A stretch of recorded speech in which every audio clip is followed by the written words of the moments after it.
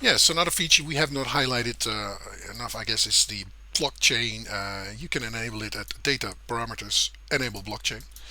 When you do press OK now, there's a column created into your transact table. Let's take a look at that. Sorry, I now have just need to open this database one more time. As you can see, blockchain is now showing up. There's a few settings we can do to ensure that this screen does not pop up every time. So that's this one. Okay, so here you can do some checks if you want to check the audit.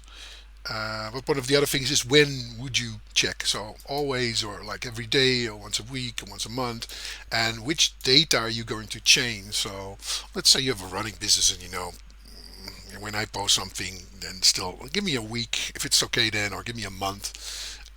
Then I know it's okay. So it will change like everything that's a month old if you set one of these options. Otherwise, you will just get it every time you close the database if you are an administrator, of course. Now, let's take a chain here and make it chain. So actually, it's pretty fast because I mean it's not much data.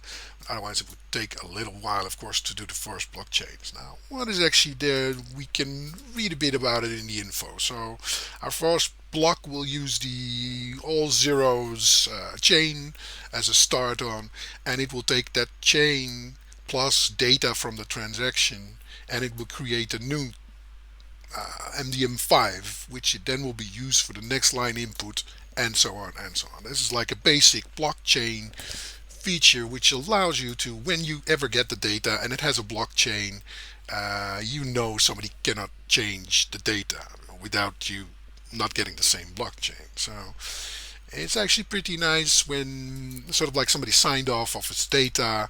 The next time he's going to sign off, he can actually check, hey, was the data the same as I received it before? Anything changed or something weird happened, then I want to know about it. So the blockchain ensures that nobody can change the data that has already been entered. That actually is what it is. And so what you can do is you can send somebody the audit file. So you can export for audit from the start and give somebody the file. You can yourself check, the last whatever or everything or from a certain ID.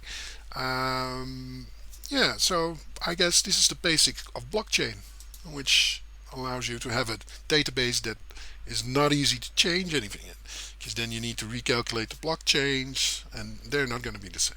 Okay.